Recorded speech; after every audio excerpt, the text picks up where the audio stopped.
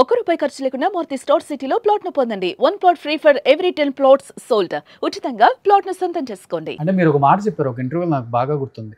నాతో పాటు ఆయన కూడా ఇంటర్వ్యూకి కూర్చుంటే మీరు నన్ను దొంగ అని చెప్పేస్తారండి, అంత బాగా చెప్తాడు కథ అని. అప్పుడు కూడా ఇదే కథ చెప్పేవాడా, లేకపోతే నిజంగానే మీరు చెప్పినట్లు ఇలా ఉండేవాడు అసలు? మరి జనవరిలో నా కళ్ళతో నేను ఎవిడెన్సెస్ చూశాక 2 days పానిక్ అటాక్స్తో నన్ను అంబులెన్స్లో ఐసీయూ ఆంధ్ర హాస్పిటల్స్ విజయవాడలో అడ్మిట్ చేశారు. అంటే నా మనసు అతను అలా చెయ్యడు అని ఎంత నమ్మిందో మీరు ఆలోచించండి. నేను ప్రెగ్నెన్సీ నుంచి అతను చేస్తున్నాడు అని తెలిసినా అతను వచ్చి నాకు చెప్పేవి నమ్మా. వచ్చి నా ముందు కూర్చొని నేను చేయట్లేదు గౌతు, ఇప్పుడు వాళ్ళ సినిమా హీరోయిన్ గురించి మాట్లాడాడు నా దగ్గరకు వచ్చి, ఆడియో కాల్లో ఉంది ఆ అమ్మాయి ఇతను ఏదో చేసిందని. నేను ఆ అమ్మాయి గురించి వీళ్ళ టీజర్ లాంచ్ అప్పుడు నాకు కొన్ని వీడియోస్ పెట్టారు, నా ఫాలోవర్స్ కూడా ఉంటారు అక్కడ. సో వీళ్ళ టీజర్ లాంచ్కి నన్ను అవాయిడ్ చేశారు. ఆ వీడియోస్లో ఏంటంటే అమ్మాయి కంప్లీట్గా అసలు ఇతని మీద పడిపోతుంది. ఏ ఫీమేల్ లీడ్ కూడా ఏ మేల్ లీడ్తో అలా బిహేవ్ చేయదు, కంప్లీట్గా పడిపోతుంది. అసలు ఇలా వెనక నుంచి ఇలా పట్టుకుంటుంది, అదేదో ఒక రొమాంటిక్ థింగ్ నడుస్తుంది వాళ్ళిద్దరి మధ్యలో బయట. నేను అది క్వశ్చన్ చేసా వచ్చాక, మగాడి మొహం ఉండిద్ది అసలు, దాంతో అంట కడతావేంటి నన్ను, అసలు దాన్ని ఎవడేం చూస్తాడా, నేను చూశాను, నువ్వు ఎలా అనుకుంటున్నావు, ఇదేనా నువ్వు నన్ను అర్థం చేసుకుంది, నీకేంటి అనుమానం, నేను బాగున్నాను నాకు తెలుసు, దానికి నువ్వు ఇంత ఇన్సెక్యూరిటీ ఫీల్ అవుతావా. నాకే రెండు నిమిషాల తర్వాత అతను ఏదో ఫుడ్ తెచ్చి నాకు తినిపించడానికి ప్రయత్నిస్తాను. ఇలాంటి థింగ్స్ చాలా తక్కువే చేసేవాడు, ఓన్లీ ఇలాంటి గొడవలు అప్పుడు చేసేవాడు. చేసినప్పుడు నేనే కన్విన్స్ అయిపోయేదాన్ని, నిజంగానే ఊరికే ఫీమేల్ లీడ్లా వచ్చి పడిందేమో, నేనే ఎక్కువ ఆలోచిస్తున్నానేమో. అయినా సినిమా ఇండస్ట్రీలో ఫీమేల్ హీరోయిన్ లీడ్స్ ఇద్దరు అలాగే ఉంటారు కదా బయట, ఊరికే పబ్లిసిటీ కోసం స్టంట్స్ వేస్తున్నారేమో, నేను తప్పుగా అనుకుంటున్నానేమో అనే అనుకునేదాన్ని. ప్రతిదీ నాకు తెలుస్తూనే ఉండేది ఇలా చేస్తున్నారు అని. మళ్ళీ నాకు నేనే ఇది చెప్పుకునేదాన్ని, అలా జరగట్లేదులే, నాకు ఓవర్ థింకింగ్ అని ఒక స్టాంప్ వేసాడు. నిజంగానే నాకు ఓవర్ థింకింగ్ అవుతుందని నేనే నమ్మా. అందుకే అన్నా, నేను ఇప్పుడు నా లైఫ్లో ఇంత గోత్రూ అవుతున్న నేను విక్టిమ్ని, నేనే నన్ను చంపుతున్న వ్యక్తిని నమ్మా. పక్కన వాళ్ళు నమ్మరని నేను ఎందుకు అనుకుంటా సార్? అసలు మీ అమ్మ నాన్నే నమ్మారు. పక్కన వాళ్ళు నమ్మరని నేను, ఈ జర్నీలో నన్ను ఎవరైనా నమ్మారంటే మా అక్కే. మా ఓన్ సిస్టర్ నన్ను కంప్లీట్గా నమ్మింది. మా అక్కన మా డాడీని ఒకటే అడిగింది ప్రెగ్నెన్సీలో, అదెంత హ్యాపీ సోలో నీకు తెలీదా, దానికి మనం ఎక్స్టర్నల్గా అన్నిస్తే హ్యాపీ ఫీల్ అయిన మనిషా, అది ఎక్కడున్నా హ్యాపీగా ఉంటుంది, ఎవరితో అయినా హ్యాపీగా ఉండిద్ది, ఎందుకు బాధపడుతుంది? సరే అతను ఏం చేయట్లేదు, మరి ఇది ఎందుకు బాధపడుతుంది? అది ఎవరు ఆలోచించరా? ఇంకా పెళ్లి చేసి పంపించేస్తే ఇంకా హస్బెండ్ ఏదంటే అదేనా? కనీసం అతన్ని కూర్చోబెట్టి మాట్లాడండి. మా అక్క మాట్లాడింది సార్ ఒకరోజు, అసలు ఉంటావా ఉండవా, ఈ అమ్మాయిని ప్రెగ్నెన్సీలో వదిలేసావు, నువ్వేమనుకుంటున్నావు? ఆ రోజు మా ఫాదర్కి కాల్ చేసి, మీ పెద్దమ్మాయి నాతో మాట్లాడింది, నాకు వార్నింగ్ ఇచ్చినట్టు మాట్లాడింది, మీ పెద్దమ్మాయి అంతు చూస్తా నేను, మీ పెద్దమ్మాయికి పిల్లలు లేకుండా చేస్తా అని వార్నింగ్లు. పిల్లలు లేకుండా వాళ్ళ పిల్లల్ని చంపేస్తా అని వార్నింగ్ ఇచ్చాడు. ఓకే, అక్క వాళ్ళ పిల్లల్ని. ఇంకా మా అక్క కూడా ఏ మేనియాక్లా బిహేవ్ చేస్తున్నాడు, సైకోపాత్లా అయిపోయాడని వదిలేసింది. కానీ డిస్కనెక్షన్ అయితే అయింది, నా సర్కిల్ అందరికీ అతనితో డిస్కనెక్షన్ అయితే అయింది. ఇవన్నీ సార్, ఇప్పుడు ఇవన్నీ నేను మాట్లాడుతున్నాను, ఈ థింగ్స్ నేను ప్రూవ్ చేయలేనుగా. కానీ ఈ కొన్ని థింగ్స్ కూడా నేను ప్రూవ్ చేయలేకపోతే ఇదంతా నేను క్రియేట్ చేస్తున్న ఫేక్ అంటాడు. షీ టీంలో నేను కేసు పెట్టినప్పుడు నా పక్కన కూర్చొని ఎస్ఐ మేడం అనుకుంటా, ఆవిడికి చెప్పాడు, అవును నాకు ఉమెన్ హ్యాబిట్ ఉంది, అవును నా వైఫ్ మంచిదే. ఈ స్టేట్మెంట్ చెప్పాడో లేదో అడగండి. నా వైఫ్కి ఎలాంటి హ్యాబిట్స్ లేవు, నా వైఫ్కి ఎలాంటి వాళ్ళతో ఎఫైర్స్ లేవు, నాదే తప్పు, నేనే ఇలా అయ్యాను, కానీ నేను మార్చుకోలేకపోతున్నా, నేనేం చేయాలి ఓకే అని అడిగాడు. ఇప్పుడు ఇతనికి అంత హానెస్టీ ఆ విషయంలో ఉన్నప్పుడు అసలు కంటిన్యూ అవ్వాలి అంటే నాకు ఇష్టం లేకుండా నేను ఎలా అవుతాను సార్? అవ్వలేను కదా. మా అక్క నమ్మలేదు కాబట్టి, మా అక్క ఒక్కతి ప్రెగ్నెన్సీలో నా పక్కన తోడుంది. శ్రీమంతం రోజు ఫోటోషూట్కి చాలా బతిల్లాడాను సార్, నాతో ఫొటోస్ దిగు అని. శ్రీమంతం రోజు మా ఊరు వచ్చాడు, అప్పుడు దా నాతో మాట్లాడట్లా, వాళ్ళ ఫాదర్ రాలా. వెళ్ళాం, షూట్కి వెళ్ళాం.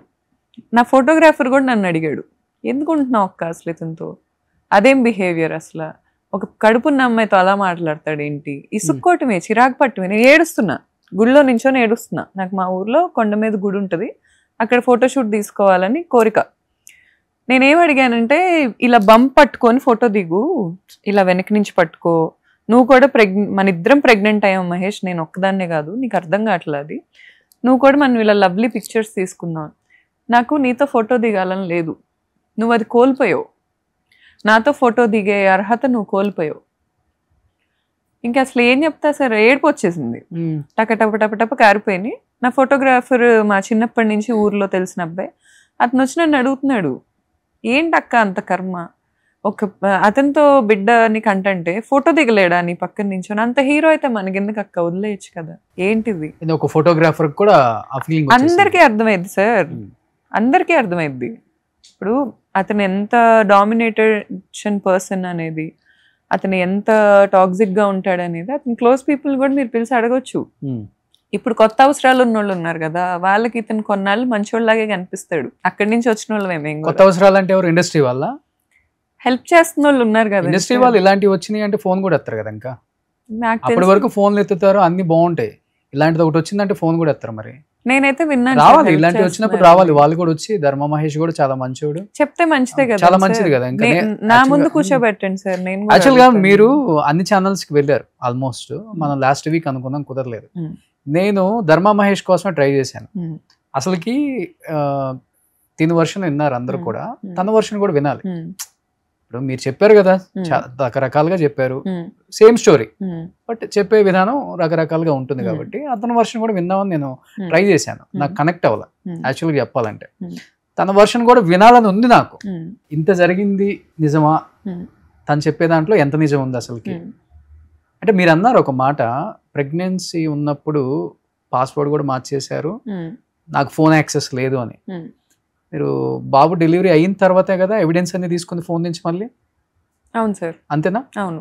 ఎలా పాసిబుల్ అయింది మళ్ళీ మరి తన ఫోన్ నుంచి యాక్సెస్ మీకు చెప్పాడా? పాస్వర్డ్ చెప్పాడా? లేదు, నేను తన పాస్వర్డ్ ట్రాక్ చేశాను. అంటే సార్ ఎప్పుడైనా ఉమెన్ తలుచుకుంటే హస్బెండ్ దగ్గర ఏమైనా చేయగలరు సార్, అలా ఏ ఉండదు. ఇప్పుడు తను చూస్తున్నప్పుడే నేను వెనక నుంచి చూసినా నాకు పాస్వర్డ్ తెలిసిపోయిద్ది. That's not a big thing. కాకపోతే తన ప్రైవసీకి రెస్పెక్ట్ ఇచ్చి నేను అన్ని రోజులు పక్కన కామ్గా ఉన్నాను అంతే. చూడాలనుకుంటే ఎవరిదైనా ఎంతసేపు సార్, పక్కనే ఇంట్లో ఉంటాడు కదా, రోజు మొత్తంలో అట్లీస్ట్ ఒక గంట సేపు కలిసి ఉంటాం. చూడాలంటే ఎంతసేపు సార్, పెద్ద విషయం ఏం కాదు అది. కానీ మీ ఫోన్ యాక్సెస్ ఉందా తనకి? ఎప్పుడు ఉండేది సార్, ఎప్పుడు ఉంది. ఎప్పుడు ఉంది. ఓకే. ఈవెన్ నేను ఏ రీల్స్ చేస్తున్నాను, నేను ఏం పోస్టులు చేస్తాను, నా ఇన్స్టాగ్రామ్లో నా ఫ్రెండ్స్ ఎవరు అన్నీ తెలుసు తనకి. నా ఫ్రెండ్స్ మీటింగ్స్ కూడా నాకు ఇంట్లోనే జరుగుతాయి. ఓకే. అందరూ తెలుస్తానికి నా సర్కిల్ అంతా అతనికి క్లోజే. కాదు గౌతమి గారు, మీది మొత్తం ఓవరాల్ గా లవ్ గానీ మ్యారేజ్ గానీ ఎంత అండి? ఎన్ని ఇయర్స్ అయింది మొత్తం? 2019 మ్యారేజ్ సార్. ఓకే. దానికన్నా 2013 నుంచి 13. సో ఆల్మోస్ట్ ఒక 6-7 ఇయర్స్, మొత్తం 13 ఇయర్స్. ఈ 13 ఇయర్స్ లో మీకు ఎప్పుడు అనిపించలేదా ధర్మ ఇలా అమ్మాయిలతో తిరుగుతాడు, లేకపోతే ధర్మ ఇలా అఫైర్స్ పెట్టుకొని పెళ్ళైన వాళ్ళతో కూడా అఫైర్స్ పెట్టుకుంటారు, లేకపోతే ఇలా మీరు అన్నారు యాంగర్ ఇష్యూస్ ఉంది అని చెప్పేసి, ఈ 13 ఇయర్స్ లో మీకు ఎప్పుడు ధర్మాలో ఇలాంటి ఏం కనిపించలేదా?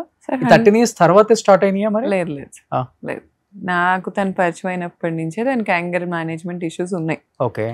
కానీ నేను అవి యాక్సెప్ట్ చేస్తూనే వచ్చా. ఓకే. ఎందుకంటే ఇప్పుడు ఆ టాక్సిసిటీ నేను తీసుకోవటం కూడా నా తప్పే, కానీ నాకు ఓకే అది. It's my choice. End of the day నా హస్బెండ్ నా మీద అరిచాడంటే చనువుతో అరిచాడు అనుకునేదాన్ని నేను. సార్ ఇప్పుడు అతను కూడా వెళ్ళి కోపం రాగానే అందరి మీద అరవలేడు కదండి సార్. ఇంట్లో ఉన్నప్పుడు ఏదో అది తీసిరి కొట్టాడు అంటే ఎన్ని గోత్రం అవుతున్నాడు, బయట ఎన్ని చూస్తున్నాడు, పాపం ఒక్కడే మగాడు బయటికి వెళ్ళి ఎంత కష్టపడుతున్నాడు, ఎక్కడ ఫ్రస్ట్రేషన్ చూపిలేక ఇక్కడ చూపిస్తున్నాడేమో, ఏమైద్దిలే నేను కూడా ఇన్స్టెంట్గా రియాక్ట్ అయ్యేదాన్ని, ఎందుకు ఇంత కోపపడుతున్నావు అని. కానీ నెక్స్ట్ పాయింట్ నేను కన్విన్స్ అయ్యేదాన్ని. అతను వచ్చి ప్రేమగా నా పక్కన కూర్చొని ఒక్క నిమిషం మాట్లాడినా నేను కరగని క్షణం ఇప్పటి వరకు లేదు. ఓకే.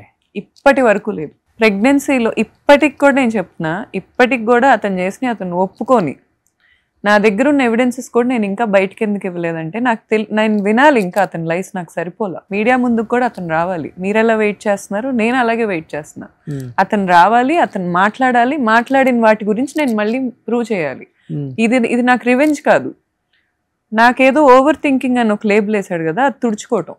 ఓకే. నాకు తను వేసిన లేబుల్స్ అన్ని తుడుచుకునే ప్రాసెస్లో ఒక భాగం ఇది. నేనేమేమైతే చేస్తున్నాను అన్నాడు అవన్నీ అతను ప్రూవ్ చేస్తే నేను హ్యాపీ సార్. నేను కూడా బాధపడను, నేను కూడా రీజన్స్ ఇచ్చాను అతనికి. అందుకే పాపం అమ్మాయిలన్నా ఇష్టం లేకపోయినా తిరిగాడు. అందుకే పాపం ఏమి లేకపోయినా చాలా ఇబ్బందితో అమ్మాయిలతో పడుకుంటున్నాడు. అందుకే వాళ్ళ ఫాదర్ తో ఇలాంటి చండాల టాక్స్ చేస్తున్నాడు. అందుకే వాళ్ళ సిస్టర్ నా మీద టాక్సిటీ చూపిస్తుంది అని నన్ను నేను సముదాయించుకోవటానికి కూడా నాకు రీజన్స్ దొరుకుతాయి. కానీ అతను వచ్చి మాట్లాడాక అతని గురించి అతను చెప్పుకుంటాడు కదా, ఫస్ట్ నాకు అది వినాలి. ఓకే, మీరు ఎలా వెయిట్ చేస్తున్నారు, నేను అలాగే వెయిట్ చేస్తాను.